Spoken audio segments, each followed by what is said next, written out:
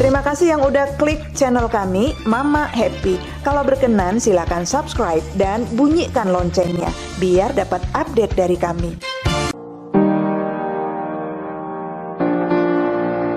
Assalamualaikum. Halo Mak. Kali ini kisah dari Bu Tino yang sekarang menetap di Lampung. Ibu rumah tangga 45 tahun dengan 3 anak. Dia menikah dengan suaminya tahun 2002, keduanya sama-sama bekerja di Bogor waktu itu, di pabrik tapi perusahaan berbeda. Bagaimana kisahnya? Mari kita saksikan. Bu Tino pernah ditinggal suaminya bekerja di Korea selama 7 tahun. Menariknya, keberangkatan suaminya ke Korea bukan disengaja. Awalnya suaminya justru mendaftarkan adiknya ke perusahaan jasa tenaga kerja Indonesia untuk menjadi tenaga kerja Indonesia atau TKI ke Korea, bekerja sebagai karyawan pabrik injeksi atau pabrik biji plastik. Sayangnya adiknya nggak lolos seleksi, tinggi badannya kurang, kurang tinggi, nggak memenuhi syarat. Gara-gara itu suaminya terpaksa menggantikan posisi adiknya tersebut.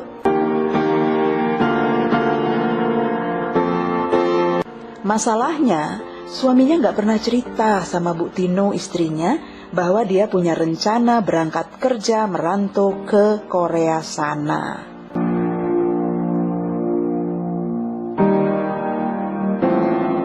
Dua minggu sebelum berangkat ke Korea, Kepala Satpam mendatangi Bu Tino dan memintanya menandatangani surat pengunduran diri suaminya dari perusahaan tempat dia bekerja.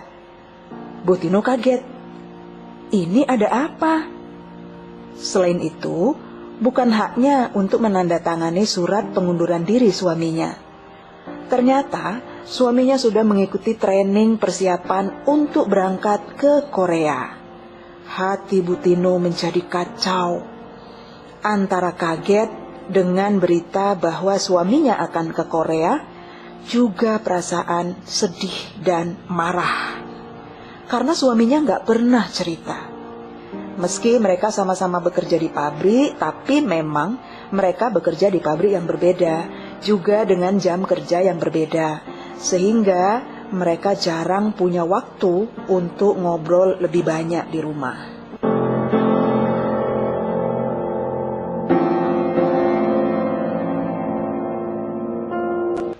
Hari itu Bu Tino pulang lebih cepat. Dia ingin bertemu suaminya di rumah dan menanyakan hal itu semua. Ternyata betul, diam-diam selama 2 minggu suaminya mengikuti training untuk persiapan berangkat ke Korea tanpa sepengetahuan istrinya. Kali ini Bu Tino gak cuma sedih, tapi juga marah dan kecewa. Bapak bisa ya merahasiakan keputusan sepenting ini, kata Bu Tino pada suaminya. Saya gak rela batalin ke Korea. Bu Tino mulai menangis. Sekuat tenaga dia menghalangi keberangkatan suaminya ke Korea yang tinggal hitungan hari. Toh selama ini kehidupan mereka tidak terlalu sulit kok. Meski masih ngontrak rumah, tapi mereka masih cukup untuk makan, membeli keperluan rumah tangga, dan sesekali menikmati rekreasi bersama keluarga dan 1 anak mereka.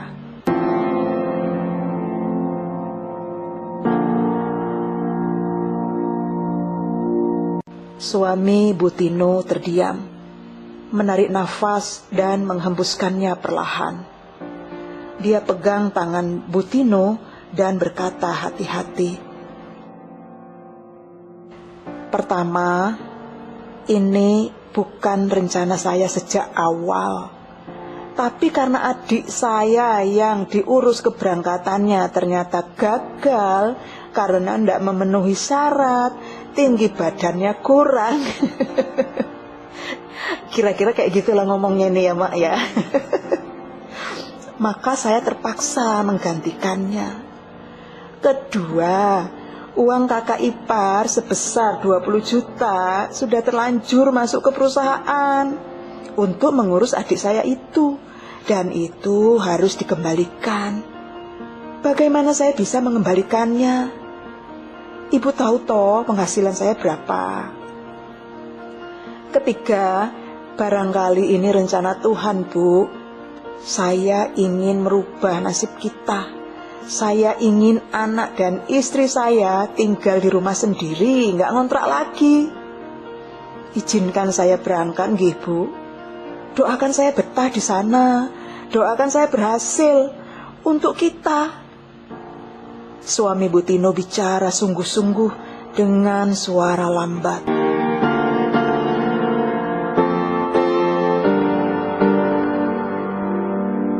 Mendadak ada ledakan di dada Bu Tino.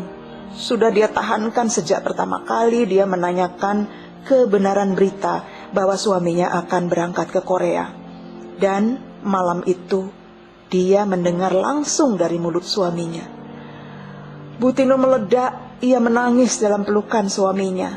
Antara terharu mendengar alasan suaminya yang ingin membahagiakan keluarganya, tapi juga takut untuk berpisah dengan suaminya yang selama ini cukup baik, jujur dan pekerja keras. Namun malam itu, Bu Tino belum juga memberi izin pada suaminya untuk berangkat ke Korea. Hatinya masih ragu. Jika boleh memilih, dia ingin suaminya tetap bekerja di Bogor, bekerja di Indonesia. Biarpun hujan batu di negeri sendiri, hujan emas di negeri orang, bagi ibu tetap lebih baik di negeri sendiri. Kalau bapak pergi juga, kita urus dulu perceraian kita. Tiba-tiba, entah bagaimana, ucapan itu keluar begitu saja dari mulut Bu Tino. Lalu ditinggalkannya suaminya yang kaget dan terdiam mematung, menghabiskan sisa kopinya yang sudah dingin, sedingin hati Bu Tino malam itu. 3 hari kemudian ada sebuah peristiwa. Suami dari tetangganya di depan rumah kontrakan mereka meninggal dunia tanpa sakit. Suami Bu Tino kembali mengajak Bu Tino bicara. Izinkan saya berangkat ya. Mumpung saya masih sehat, masih ada waktu untuk merubah nasib kita. Kita nggak tahu kapan Gusti Allah memanggil kita pulang untuk selama-lamanya. Saya hanya ingin jihad untuk keluarga kita, bukan untuk apa-apa. Saya akan pulang untuk keluarga kita. Percayalah sama saya, Bu. Akhirnya Bu Tino luluh juga. Dengan sangat berat hatinya, dia mengizinkan suaminya menjadi TKI bekerja di Korea.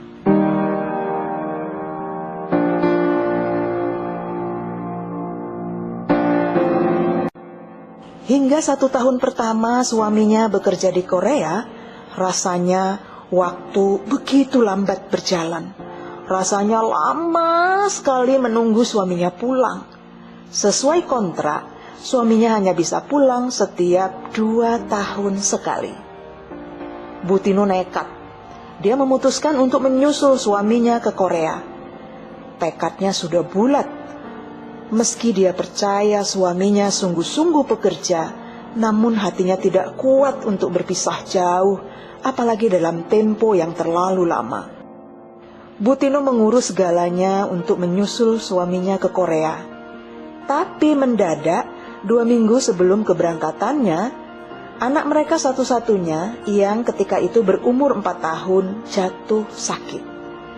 Badannya panas tinggi, demam. Tentu saja Bu Tino panik dan jadi ragu untuk meninggalkannya. Tentu saja suaminya keberatan, Mak. Melalui sambungan telepon dari Korea, suaminya mengatakan, "Bu, saya di Korea bekerja untuk kalian, untuk anak dan istri saya. Terus ibu nyusul untuk bekerja di sini. Anggaplah kita berhasil, Bu. Uang kita banyak. Tapi kalau anak kita sakit, lalu ada apa-apa dengan anak kita, untuk siapa uang kita?" Bukannya dulu ibu yang bilang, walaupun hujan emas di negeri orang dan hujan batu di negeri sendiri, tetap lebih baik di negeri sendiri. Pripun toh?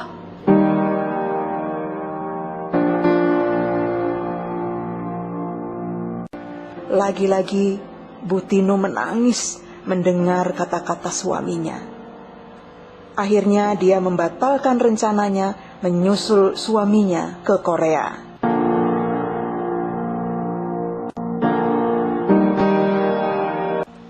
Begitulah, Mak. Setelah 2 tahun suaminya diperbolehkan pulang ke Indonesia. Kemudian kembali lagi ke Korea hingga 7 tahun bekerja di sana. Tapi pada tahun ketiga ada masalah keuangan. Selama beberapa bulan, suami Bu Tino hanya mengirimkan sebagian saja uang gajinya. Karena uangnya dia pakai membantu temannya dari Brebes, Jawa Tengah yang mengalami kecelakaan kerja. Temannya tidak ingin anak dan istrinya tahu kalau dia mengalami kecelakaan. Jadi, selama beberapa bulan dia mengirimkan uang dari suami Bu Tino dan mengirimkan gajinya kepada keluarganya. Nanti kalau asuransinya keluar, uang akan dikembalikan. Begitu alasannya. Entahlah, Bu Tino setuju saja dengan suaminya. Dia ikhlas membantu sahabat suaminya itu. Dia membayangkan, andai hal itu terjadi pada suaminya, pasti membutuhkan bantuan entah dari mana.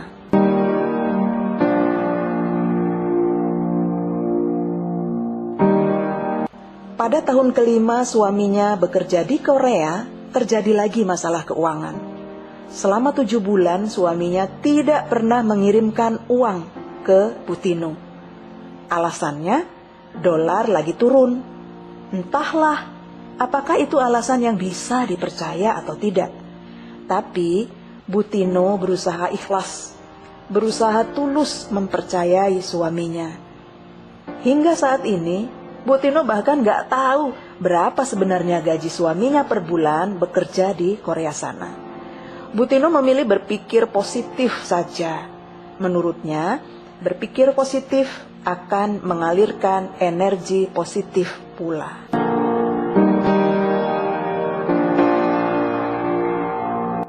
Tahun 2011 suaminya akhirnya menyelesaikan kontrak kerja dengan perusahaan di Korea.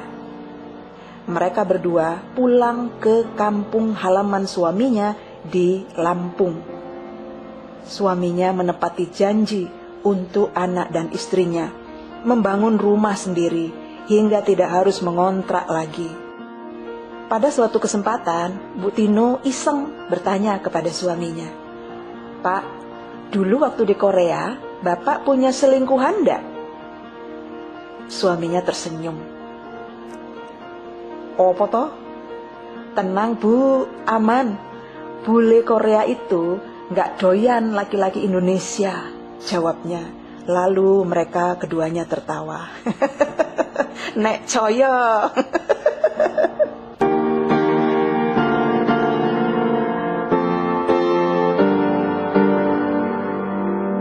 Terima kasih Bu Tino. Kisahnya inspiratif sekali. Penuh gejolak tapi banyak pembelajaran. Satu sisi suami berniat jihad untuk menghidupi keluarganya. Satu sisi lagi ada istri yang ragu-ragu, keberatan, bahkan mungkin gak percaya melepaskan suaminya bekerja di luar negeri. Selain kejujuran dari suami, pikiran positif kepada pasangan juga diperlukan agar energi positif itu kembali kepada diri kita sendiri. Sekali lagi terima kasih buat Bu Tino. Salam hangat dari kami, tim Mama Happy.